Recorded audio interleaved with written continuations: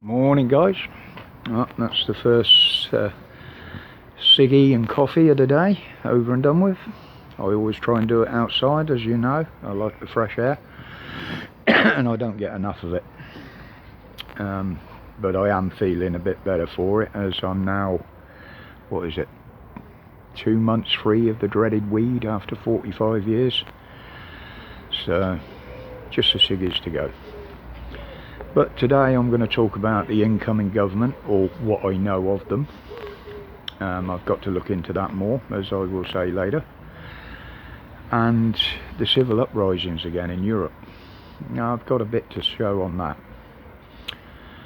So we'll go inside, we'll get set up, and I'll put the video up. Laters.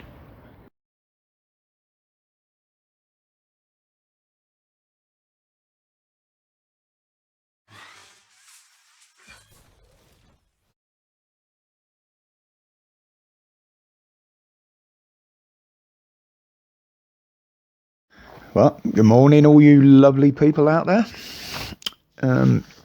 First of all, before I get into it today, welcome to the new subs. There has been another couple jump in there. One has made themselves known to me again, as well as the lovely Cindy from yesterday. Annie Costas. Welcome to you, my dear. You're more than welcome to join in here. You'll find friends in here. I can guarantee that. So, yeah, welcome to you. So, here we go then. She's in and working. Well, allegedly. Obviously, I haven't seen too much because of, they're having the big shuffle and she's sorting out what she's going to come up with. But, yeah, it's the most diverse cabinet that we've ever seen in government in this country. That in itself I don't care about. As long as they do their job and they do it properly, I don't give a crap about race, colour, creed. It's whether they can do the job, whether they're up for it. But to me, her opening speech yesterday, her acceptance speech, or whatever you'd like to call it, said nothing new. It was the same old bullshit, following the Tory narrative of work harder and we will reward the elite for your hard work. That's what I took from that. But, thank God, Patel and Sunak are gone. Others now, unfortunately, have to try and sort out the crap and corruption that they've left as their legacy. Yeah, I mean, mainstream media are pushing the diversity thing, but hey, that's what they do, isn't it? But she has started to make the promises, most of which probably won't be kept. Yeah, it's... hopefully I'm wrong. I really do. I really hope I'm wrong on it. But, we've got... oh, God. Cover. The new Chancellor, I'll call him Kwasi. It is easier. I ain't never going to get that name right in a million years. He's got a huge job on his hands. He's got what Sunak has given away to try and replace. We all know where the money's been going, our money, and it's not always in the right places. So, is he going to keep robbing the poor to give to the wealthy, the rich, the elite? Again, only time will tell. I am going to be watching this today very, very closely because I want to find out what they're saying, what they're promising. I can't pull anybody down for a failed promise if I don't know what the promise was to start with, so I will be watching that. And now, in particular, one that is a thing that I am passionate about is the new Home Secretary with Suella Braverman. She has got a hell of a lot on her plate, as well as the new Chancellor. You know, she's got to see where we go with not just Dictator Khan in London, but the total failure of the police force, the absolute failure that are our borders, in particular the Channel. That is one thing I'm very passionate about. That needs to stop, and we needs to stop soon. If she wants to earn my trust and many others, then she's going to have to put a stop to that. That should be her first port of call as far as I'm concerned. And the police, obviously. You know, they're just lawless. The country is lawless now. And the police are just totally corrupted. But, many of them from the swamp have gone. Boris, Patel, Sunak.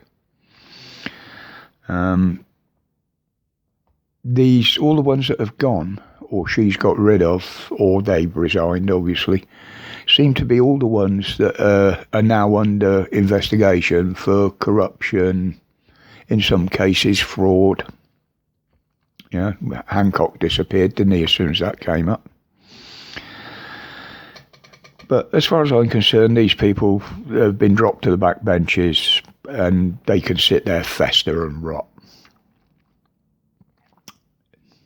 As I keep saying, only time will tell if this lot's any better. But her main thing to sort out, from her point of view, is the cost of living. The sanctions on Russia are only damaging us. They're not affecting anybody over there. They're damaging us. And this is why we're in this shit. Stop giving money to the Ukraine. It's a war that it's not ours. It doesn't affect us like they say. You know, they blame everything on Russia and COVID. No. The blame lies with the government. Nothing else. And this money is needed to get our country right.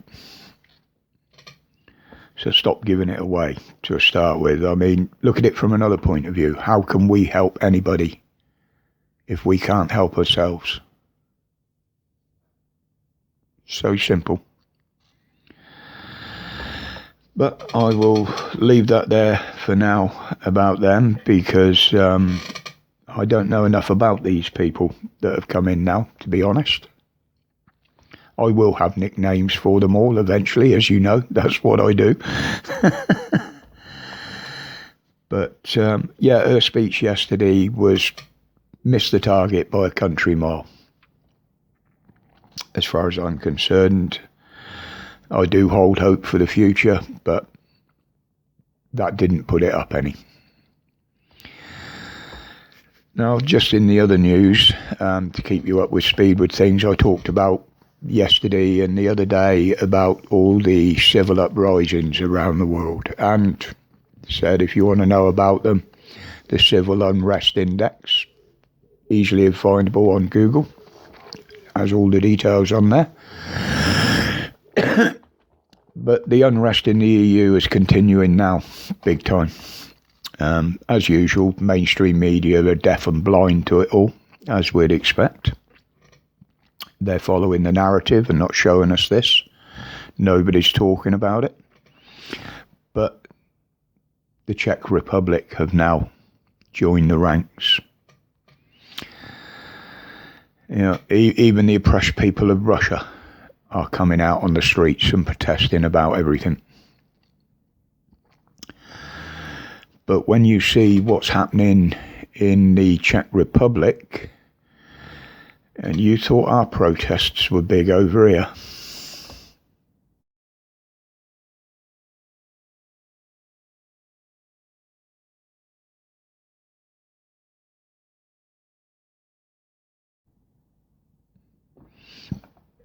Yep, that was yesterday. Where's your reports on this, Mainstream? Or will you report there was a few hundred people on the streets like you did over here? You know, you've got...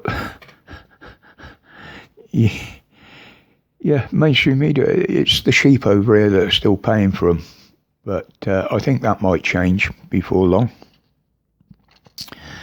But you got the Italians openly burning their energy bills. The Germans, the Belgians, Netherlands, many others are rising up now. Because their eyes have been opened. They've seen where all this is taking them. And it's to a very dark, hungry place. But let me know your thoughts on all of that, people. I know you will. That's what the comments are for. As I say, if you don't want your comments in public, but you want me to see them, or you've got an opinion that you don't want to put on the open chat in the comments, there is an email in the description below. Feel free to use it. I don't put anybody's details or what they've said out on there unless they've said, yep, that's fine. So, but let me know your opinions. Let me know your thoughts. Even if they're different to mine. I will read them, I will take on board, and I will not knock anybody for having them. As I said yesterday, I might learn something from somebody else's opinions. So, don't be afraid to do that. But as always, I'll end with the usual of my respects to each and every one of you. Thank you for your support. And until we see each other again, stay safe, stay strong, stay free from the fear and the tyranny and the corruption. Live your life how you see fit, the best you can. Respects, guys.